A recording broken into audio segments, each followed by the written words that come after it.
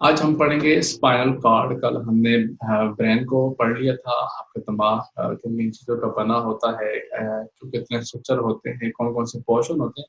एक बड़े सरसरी लेवल के ऊपर हमने उसको डिस्कस किया था आपके दिमाग को। ठीक है, आज हम पढ़ेंगे स्पाइनल कॉर्ड को। ठीक है, एक स्पाइनल कॉर्ड जो कि एक ये समझ लें कि एक ट्यूब सी पड़ी है आपकी कमर के अंदर, एक ऐसी ट्यूब जो कि आपके बॉडी के आधे पोर्शन को कंट्रोल कर रही थी है खुद से ही। ठीक है, तो इसकी अगर लंबाई देखें स्पाइनल कॉर्ड की तो वो होती है 18 इंच।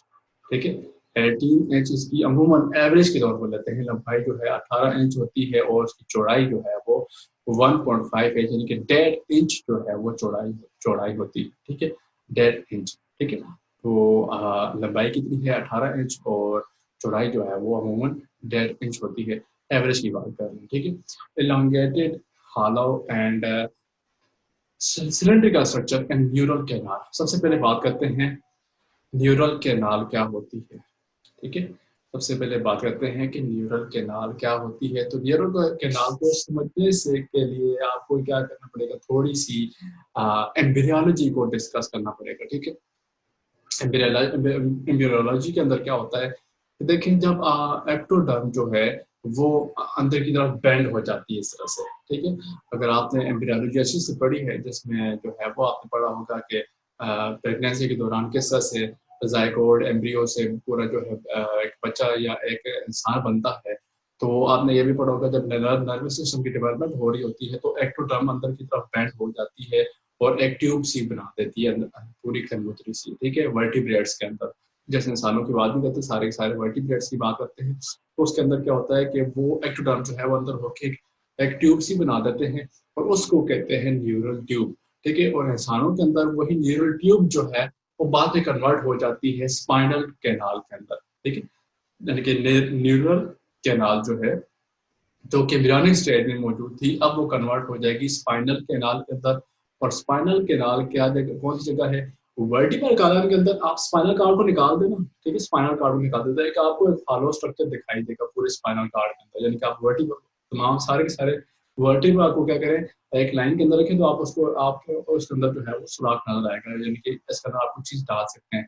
तो वो जो कैनाल है उसको स्पाइनल कैनाल कहते हैं। और वो कहाँ से बनी है, न्यूरल कैनाल जो एम्ब्रियोनिक स्टेज में थी उसकी वजह से बनी है। ठीक है, उसकी वजह से बनी है। तो स्पाइनल कार्ड के अंदर, स्पाइनल कैनाल के अंदर स्पाइनल कार्ड मौजूद होता है और न्यूरल कैनाल एम्ब्रियोनिक स्टेज के अंदर मौजूद होती है। ठीक है, elongated hollow and cylindrical structure and neural canal। ठीक है, अच्छा, तो बात करते हैं फ्रंट फ्रंट जो उसकी शेप है, यानी कि फ्रंट एरिया जो है स्पाइनल कार्ड का वो सीधा जाके मेडुला ओब्लंगेटा के साथ फ्यूज हुआ होता है। ठीक है, मेडुला ओब्लंगेटा के साथ फ्यूज हुआ होता है। ये नीचे की तरफ स्पाइनल कार्ड है और ऊपर मेडुला ओब्लंगेटा है और साथ में ऊपर जो ब्रेन का पोर्शन आ गया सारा था। ठीक है, तो ये है कि कोई डिस्ट्रिक्ट लाइन मौजूद नहीं है कि ये जो है यहाँ से बस, ठीक है, ये जो लाइन है इसके ऊपर से आपको ब्रेन दिख रहा है और नीचे जो है वो स्पाइनल कार्ड है। ऐसा डिस्टिंक्ट लाइन नहीं है। ठीक है, डिस्टिंक्ट लाइन नहीं है, बल्कि क्या है कि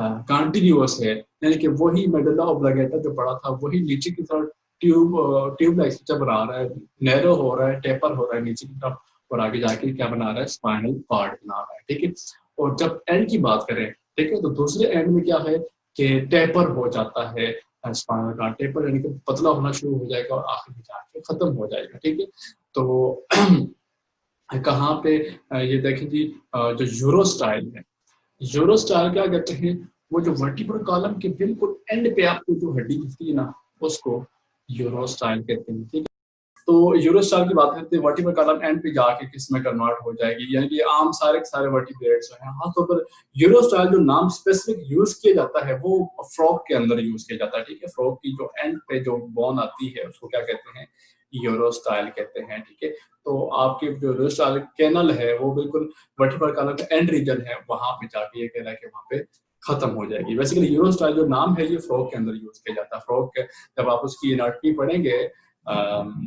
शायद सेकंड ईयर के अंदर, अगर स्पाइनल कॉर्ड का क्रॉस सेक्शन देखें, ठीक है, क्रॉस सेक्शन देखें तो क्रॉस सेक्शन में क्या होगा कि इनर ग्रे आपको मिलेगा इनसाइड की तरफ। ठीक है, ग्रे मैटर जो है मिलेगा इनसाइड की तरफ, और आउटर रीजन में आपको मिलेगा व्हाइट मैटर। ठीक है, ग्रे मैटर इनसाइड मिलेगा और आउटसाइड पे क्या मिलेगा, व्हाइट मैटर मिलेगा। ठीक है, ग्रे मैटर क्या है, ये इसके अंदर क्या है कि इसके अंदर आपको मेजॉरिटी जो है वो सेरिब्रोस्पाइनल फ्लूइड मिलेगा। ठीक है, और साथ में क्या है कि सेल बॉडीज जो है वो मौजूद होती है ग्रे मैटर के अंदर। ठीक है, और ये सेंट्रल कैनाल को सराउंड कर रहा होता है। सेंट्रल कैनाल क्या है, तो उसके सेंटर में एक कैनाल मौजूद होती है, ऐसा से एक छोटी सी नाली मौजूद होती है स्पाइनल कॉर्ड के अंदर। इसके इर्द गिर्द जो है वो ग्रे मैटर मौजूद होता है, और क्या बीच में मौजूद होता है, सेल बॉडीज मौजूद होती है, और सेरिब्रोस्पाइनल फ्लूइड जो है वो इसके अंदर मौजूद होगा ग्रे मैटर के अंदर।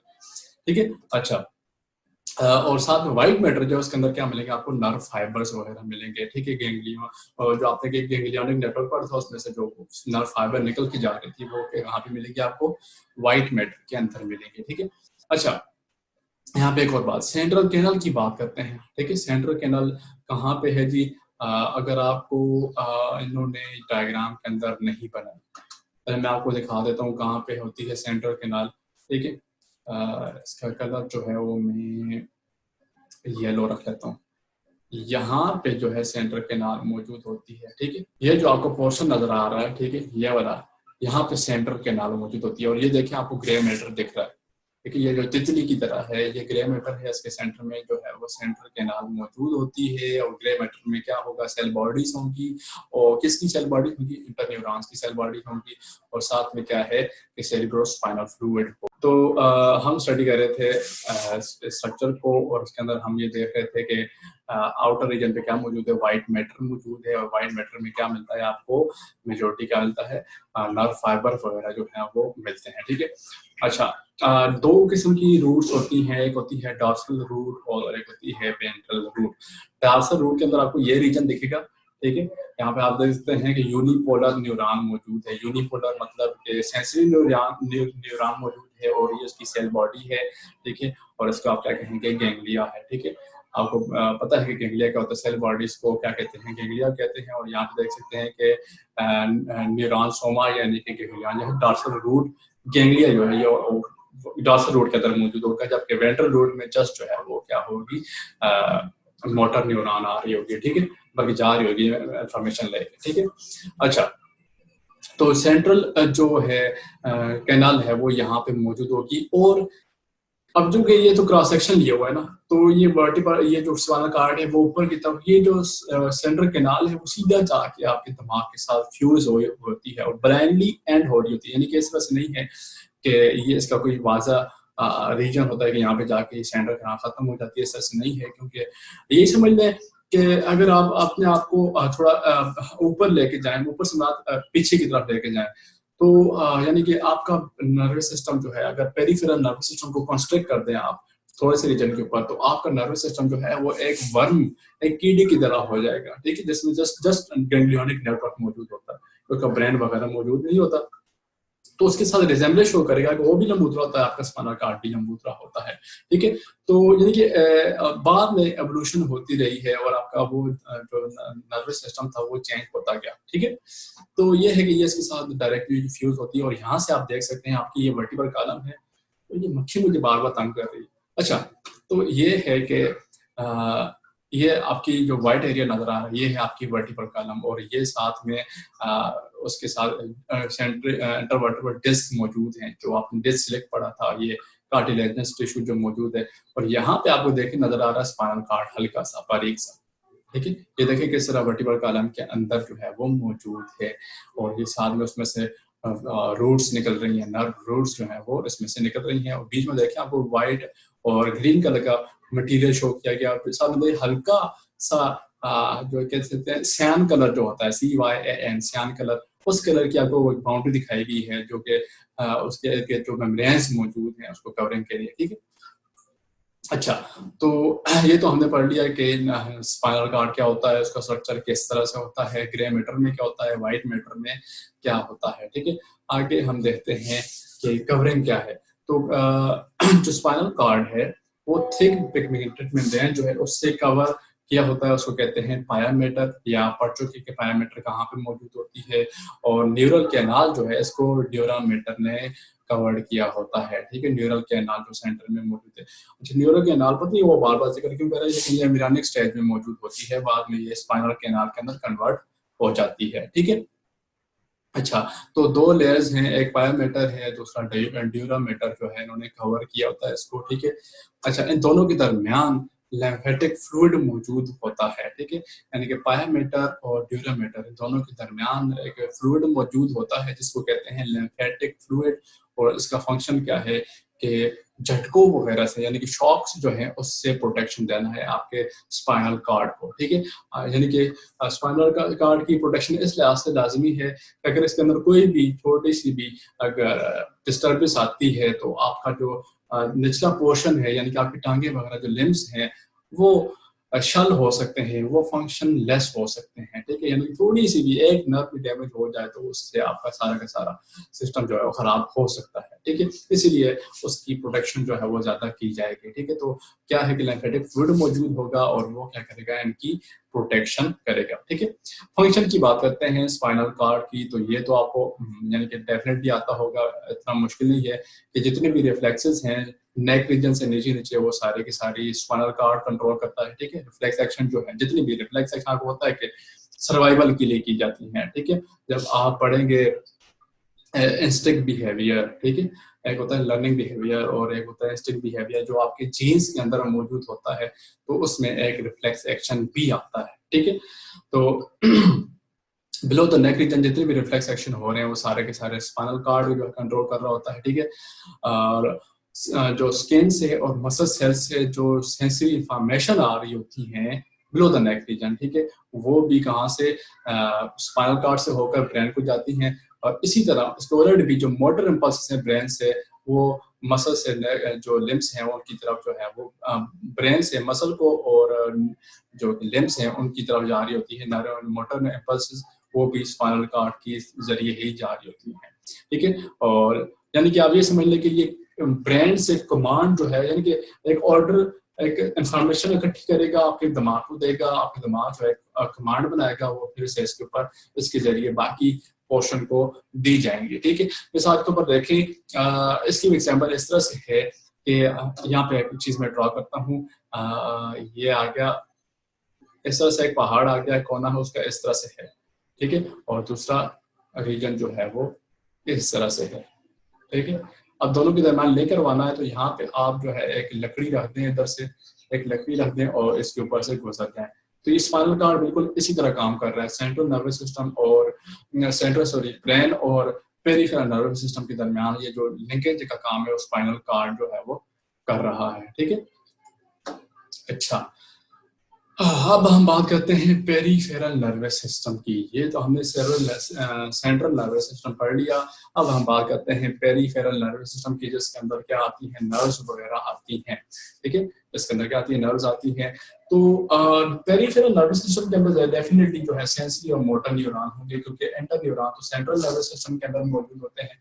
तो पेरिफेरल नर्वस सिस्टम के अंदर क्या होगा कि सेंसरी और मोटर न्यूरॉन्स वगैरह जो है वो मौजूद होंगे, ठीक है।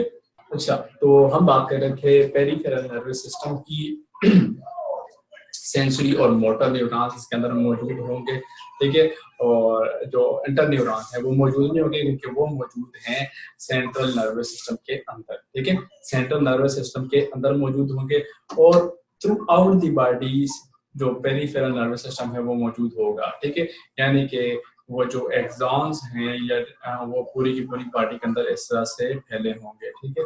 यानी कि इस तरह से रूट्स निकली होंगी और आपकी पूरी बॉडी के अंदर वो फैली होगी, ठीक है। नेक्स्ट इसके अंदर गैंग्लिया भी आ जाते हैं और नर्व्स जो हैं वो भी आ जाती हैं। यानी कि ये दोनों कंबाइन होके मोटर नर्व्स और सेंसरी नर्व कंबाइन होकर आपके पास नर्व्स बना लेती है, ठीक है। तो सबसे पहले बढ़ते हैं गैंग्लिया, ठीक है। गैंग्लिया का नाम इसलिए भी ध्यान के अंदर रखना है, अगर आप जो है वो एक किस्म की किंगडम्स बनेंगे हायर क्लासेस में, तो वहाँ पे इसका काफी ज्यादा, यानी कि आधे जो आप पढ़ेंगे फाइलम्स उनके अंदर तो ये गैंग्लियाटिक नेटवर्क जो है वो मौजूद होगा, ठीक है, या क्लासेस जो पढ़ेंगे उसके अंदर आपको गैंग्लिया जो है वो ज़्यादा पढ़ने को मिलेगा। और गैंग्लिया क्या होता है, कलेक्शन ऑफ सेल बॉडीज, ठीक है, collection of cell bodies of neuron, neuron की सेल बॉडीज का जो कलेक्शन है उसे क्या कहते हैं, गैंग्लिया कहते हैं। और कुछ ऑर्गेनिज्म के अंदर यही बस इस तरह से इकट्ठे एक जगह के ऊपर पड़े होते हैं, ठीक है, और उसको क्या कह देते हैं, चलें जी ये फर्ज करें इस ऑर्गेनिज्म का क्या है, वो है दिमाग, ठीक है। तो कुछ ऑर्गेनिज्म में गैंग्लियनिक नेटवर्क जो है वो मौजूद होता है, दिमाग वगैरह मौजूद नहीं होता, ठीक है। अब गैंग्लिया जो है वो एक रिले स्टेशन प्रोवाइड करते हैं सीएनएस के दरमियान और पीएनएस के दरमियान। वो किस तरह से, आपने देखा ही अगर स्पाइनल कार्ड है तो स्पाइनल कार्ड के अंदर आप देख रहे थे कि ये आ रहा है, डेंड्राइट का इंफॉर्मेशन आ रही है, ये मौजूद है सेल बॉडी, और ये आगे आगे एक्सॉन, इसी तरह फिर ये आगे जा रहे हैं इस तरह से, ठीक है। तो ये यहाँ पे इस रीजन को आपने नाम दिया गैंग्लिया का, ठीक है। अब ये क्या कर रहा है कि पेरिफेरल नर्वस सिस्टम से इंफॉर्मेशन ले रहा है और कहाँ किसको दे रहा है, सेंट्रल नर्वस सिस्टम को दे रहा है। तो एक रिले स्टेशन हो गया आपकी बॉडी के अंदर इसका फंक्शन, ठीक है। आपकी बॉडी के अंदर इसका फंक्शन क्या है, ये इंफॉर्मेशन को लेगा, पीएनएस से इंफॉर्मेशन को लेगा और इसको देगा, सीएनएस को देगा, ठीक है। अब अगर कॉम्बिनेशन ऑफ गैंग्लिया मौजूद हो, ठीक है, कॉम्बिनेशन ये नेटवर्क ऑफ गैंग्लिया मौजूद हो एक जगह के ऊपर, तो उसे क्या कहते हैं, प्लेक्सस कहते हैं। कभी कभार जो है न्यूरॉन फाइबर का कॉम्बिनेशन जो है, यानी कि नर्व फाइबर से इकट्ठी मौजूद हो, नर्व फाइबर्स, ठीक है, नर्व जो होती है न्यूरॉन, एक न्यूरॉन की बात नहीं कर रहे, नर्व की बात कर रहे हैं, अगर वो कॉम्बिनेशन में मौजूद हो तो उसको भी प्लेक्सस कहते हैं, ठीक है। लेकिन यहाँ पे हम किसकी बात कर रहे हैं, जस्ट गैंग्लिया का अगर नेटवर्क मौजूद है तो उसे क्या कहेंगे, गैंग्लिया कहेंगे, ठीक है। आगे बढ़ते हैं नर्व्स। ये तो आपने पढ़ी हुई होंगी, काफी आसान टॉपिक है कि bundle of dendrite and axon को क्या कहते हैं, नर्व्स कहते हैं। यानी कि जो आपकी बॉडी, जो आपके पीएनएस जो आपके सेंसर से इंफॉर्मेशन लेके सीएनएस तक लेके जा रहे हैं और वहां से मैसेज लेके वापस आ रहे हैं, आपके पेरिफेरल नर्वस सिस्टम को जो कॉन्स्टिट्यूट कर रहे हैं वो क्या है, नर्व्स हैं। Bundle of neuron fibre that include dendrites and axon covered by a connective tissue, ठीक है। कनेक्टिव टिश्यू का काम ये होता है कि उन आपकी बॉडी के अंदर जितनी भी कनेक्शन, यानी कि चीजों को होल्डिंग करना है जगह के ऊपर, वो कौन से टिश्यूज कर रहे होते हैं, कनेक्टिव टिश्यू कर रहे होते हैं, ठीक है, लिंकेज वगैरह का। अब हम बात करते हैं इसकी टाइप्स की। तो फंक्शन के हिसाब से 3 टाइप हैं, फिर ओरिजिन के हिसाब से 2 टाइप हैं, ठीक है। फंक्शन के हिसाब से इसकी ये 3 टाइप आ गई और ओरिजिन के हिसाब से ये 2 टाइप आ गई। तो फंक्शन के हिसाब से डिवीजन कर रहे थे, तो पहली थी सेंसरी नर्व्स, दूसरी थी मोटर नर्व्स और तीसरी थी मिक्स नर्व, ठीक है। 3 टाइप हैं, सेंसरी नर्व्स, मोटर नर्व्स और मिक्स नर्व। सेंसरी नर्व के अंदर जो है सेंसरी न्यूरॉन्स 3 नर्व फाइबर मौजूद होंगे, मोटर नर्व के अंदर मोटर न्यूरॉन्स के फाइबर जो है मौजूद होंगे, और मिक्स में सेंसरी और मोटर दोनों मौजूद होंगे। ये तकरीबन आपको पता होगा, इतना कोई मुश्किल टॉपिक नहीं है, ठीक है। नेक्स्ट बात करते हैं स्पाइनल नर्व्स की और क्रेनियल नर्व्स की। तो इसको हम थोड़ा सा गौर से पढ़ते हैं, ठीक है। यहाँ से आप देख सकते हैं कि ये जो आपको हल्का सा येलो कलर का नजर आ रहा है पीछे, यहाँ पे ये एरिया, ये आपकी वर्टिकल कॉलम आ गई, और इसके अंदर ये जो आपको हल्का डिफरेंट कलर की नजर आ रही हैं, ये नर्व फाइबर निकल के जा रही हैं, ठीक है। टोटल जो है वो 31 पेयर्स होते हैं, ठीक है। टोटल जो है वो कितने 31 पेयर्स होते हैं, जिनमें किसके पेयर्स होते हैं, स्पाइनल नर्व्स के, ठीक है, ओरिजिन के हिसाब से। क्योंकि ये अब यहाँ पे आपने सेंसरी और मोटर न्यूरॉन वगैरह नहीं देखना, जस्ट ये देखना कि ओरिजिन कहाँ से हो रहा है। तो ये ओरिजिन हो रही है स्पाइनल कार्ड में से, और निकल के जा रही है स्पाइनल कार्ड में से, और वापस स्पाइनल कार्ड को या तो आ रही है या तो वहां से जा रही है। इनको क्या कहते हैं, स्पाइनल नर्व्स कहते हैं। 31 पेयर्स हैं। 8 जो है वो क्या है, 10 मिनट रह गए, इसके बाद मैं एक नया लेके जो है वो आपको भेजूंगा। 10 जो है वो सर्विकल रीजन के ऊपर मौजूद है। यहाँ को ये जो ग्रीन कलर की नजर आ रही है, ये नर्व फाइबर जो है कितनी है, 8 हैं। इसके बाद 12 जो है वो कितनी है, थोरेसिक रीजन के अंदर मौजूद होंगी। 5 जो है वो लंबर रीजन के अंदर आपको मिलेगी, ठीक है, 5 जो है ये आपको मिल गई। और उसके साथ जो है वो 1 जो है वो ऑक्सीजन, 5 जो है वो लंबर रीजन में मिलेगी, 5 जो है वो सेक्रेट रीजन में मिलेगी, और 1 जो है एक कोक्सर रीजन में आपको मिलेगी, ठीक है। तो ये नर्व फाइबर वहां से निकल गई है। देखिए खत्म, इनका इस्तेमाल जो है वो यहाँ पर हो चुका है, लेकिन स्पाइनल कॉर्ड यहाँ पे खत्म हो चुका है और ये एलोंगेट होकर यहाँ से निकल के यहाँ तक आ रही है, ठीक है, यहाँ तक आ रही है। तो स्पाइनल नर्व जो है उनकी कितने पेयर्स मौजूद हैं? 31 पेयर्स होते हैं। 8 जो है सर्विकल रीजन में मौजूद हैं, 12 जो है वो थोरेसिक रीजन में, लंबर रीजन में 5, सेक्रेटरी रीजन में 5 और एक जो है वो कॉक्सिजियल रीजन में। यानी कि इसका ताल्लुक आप ये नहीं कह सकते कि वर्टिब्रल साथ है कि नहीं है, क्योंकि वो आपके बोन के साथ आ जाते हैं और ये आपके नर्वस सिस्टम के साथ है, ठीक है। तो 31 पेयर जो है वो स्पाइनल नर्व्स में से निकल रहे होते हैं। आगे है जी क्रेनियल नर्व्स, ठीक है। क्रेनियल नर्व्स नाम से जाहिर है, इनको सेरिब्रल नर्व्स भी कहते हैं, जो आपके खोपड़ी वाले रीजन के अंदर जो निकलेंगी स्पाइनल नर्व्स, या तो आपकी खोपड़ी रीजन से निकलेंगी या वापस उसी रीजन में आ रही हैं, तो उनको क्या कहते हैं? क्रेनियल नर्व्स, ठीक है। Originate are relate to the brain, ठीक है, तो ब्रेन से निकल रही है। इनके कितने पेयर्स हैं? 12 पेयर्स हैं, ठीक है। और वो कहाँ से निकलते हैं? फोरामेन से। फोरामेन क्या है? ये देखिए, आप खोपड़ी यहाँ से अगर काटे, ठीक है, और उसको घुमा के आप देखें नीचे से, तो आपको इस तरह से नजर आएगी, जो आपको यहाँ से नजर आ रही है।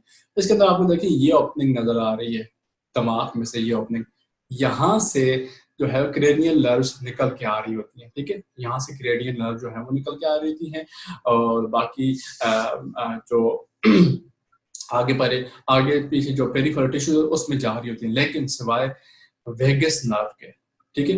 वेगस नर्व डायरेक्ट आपके जो है स्टमक रीजन की तरफ जा रही होती है। अगर आपको ये डायग्राम दिख रही हो, मैं आपको यहाँ पे दिखा देता हूँ।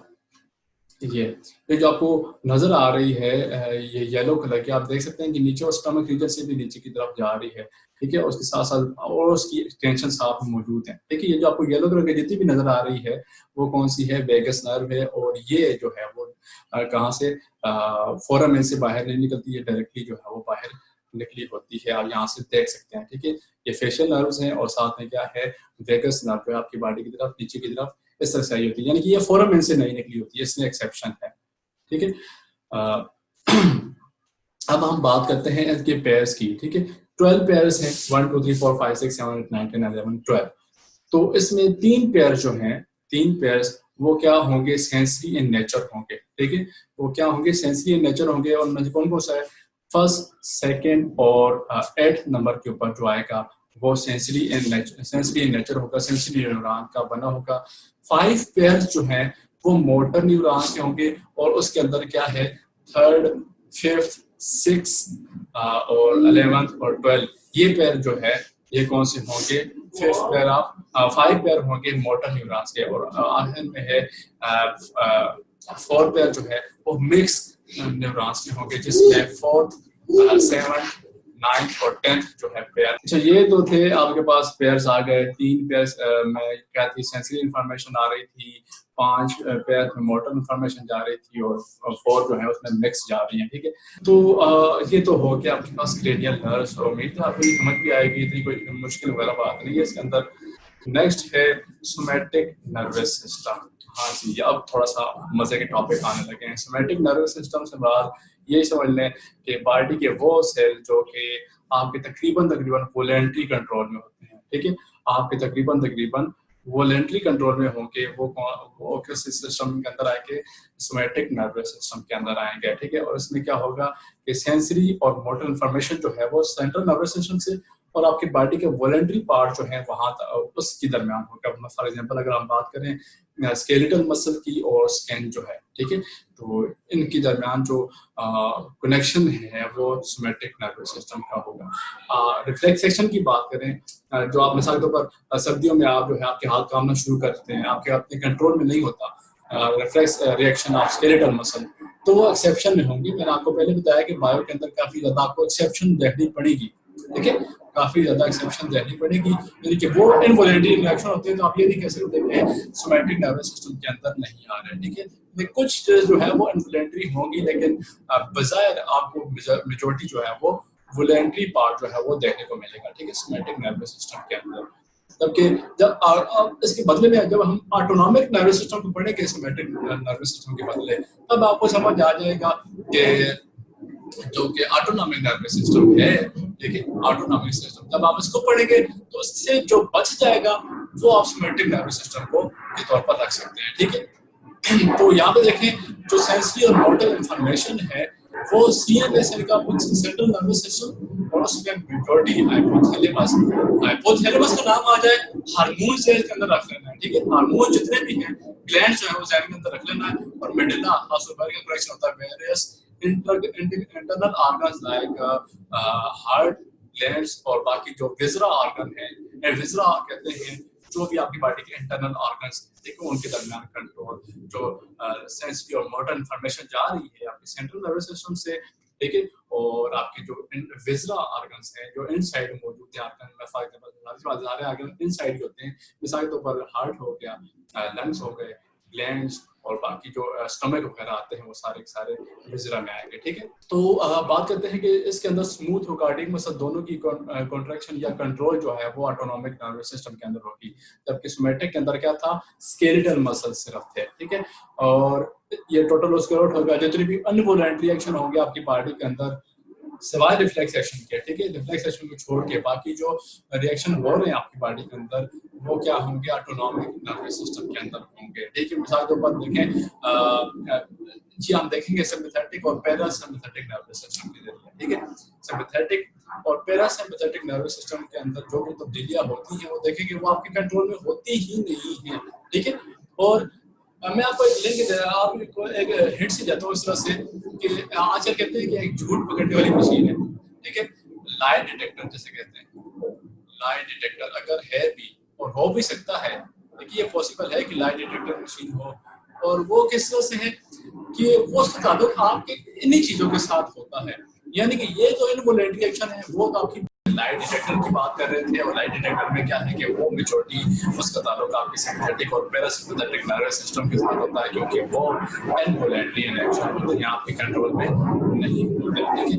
तो लाइट डिटेक्टर यानी कि वो चीजें वो चेंजेस होंगी, यानी कि उसके अंदर इंफॉर्मेशन दे देते हैं कि अगर ये चेंजेस हो गई इस बात के बदले में, ठीक है, तो इसका मतलब वो बंदा झूठ बोल रहा है, वो उसके अपने कंट्रोल में नहीं है, ठीक है।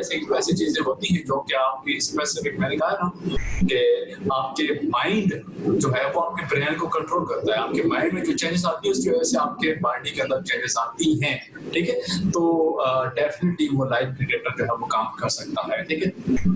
तो सिम्पैथेटिक और पैरासिम्पैथेटिक नर्वस सिस्टम को पढ़ते हैं, तो सबसे पहले हम पढ़ेंगे सिम्पैथेटिक नर्वस सिस्टम को। किताब के अंदर पहले पैरासिम्पैथेटिक नर्वस दिया गया है, मैं जो है पहले जो है सिम्पैथेटिक नर्वस सिस्टम को पढ़ाना चाहूंगा, ठीक है।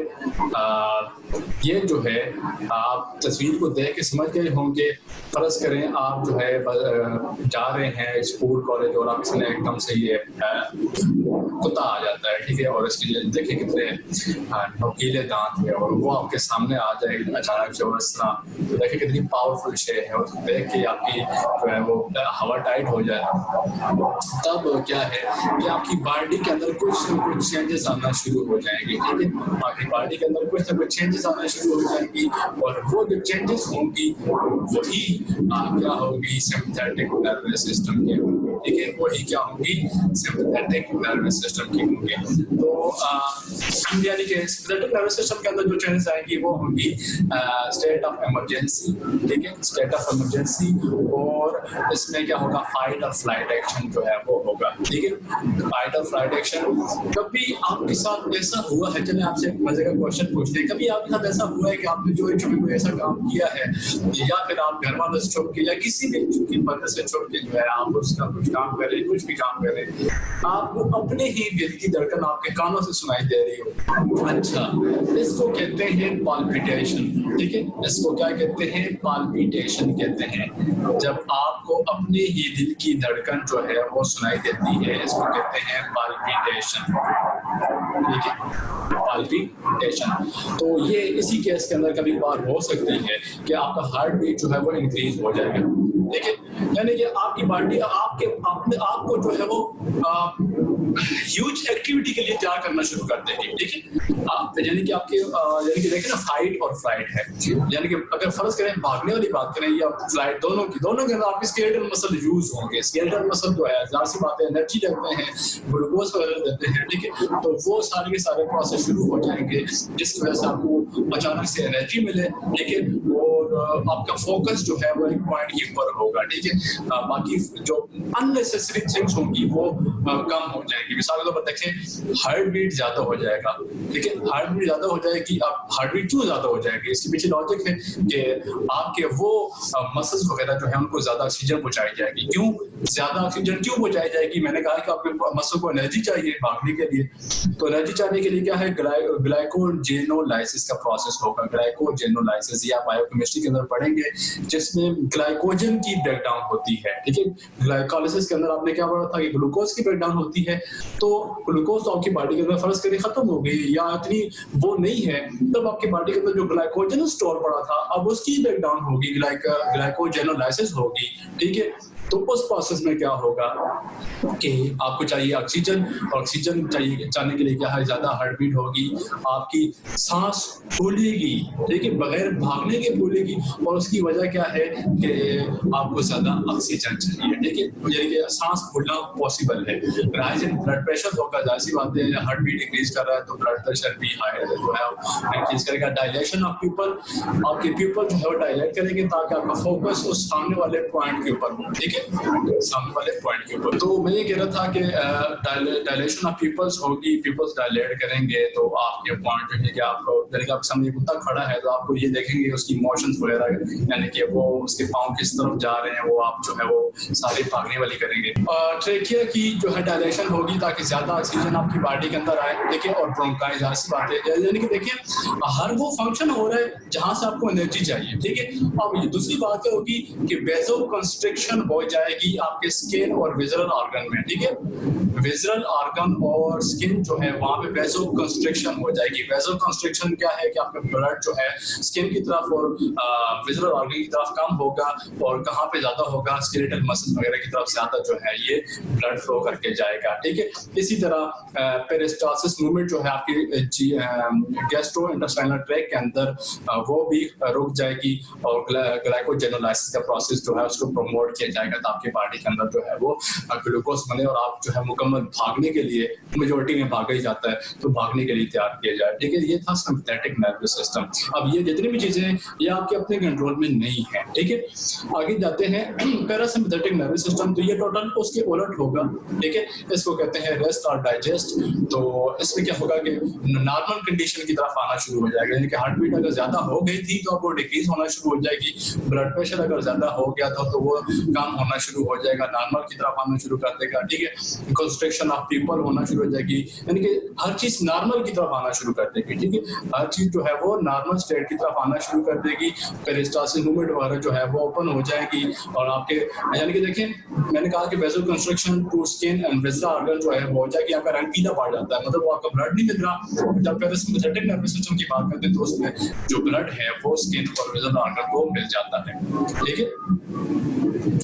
तो इसके साथ आपका आज का लेक्चर खत्म हो जाता है। उम्मीद है आपको ये समझ आया होगा। अगर आपको कोई क्वेश्चन वगैरह है तो आप पूछ सकते हैं।